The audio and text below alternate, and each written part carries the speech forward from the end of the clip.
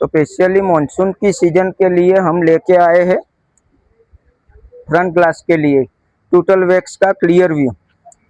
जो अभी सबका प्रॉब्लम है गाड़ी में बारिश की सीजन में, तो उसका सॉल्यूशन वो भी आपको हम वीडियो में दिखा देंगे कि ये कैसे वर्क करता है, क्या करता है। और उसके साथ एक माइक्रोफाइबर भी फ्री है और कॉस्ट इसकी है 360 रुपया।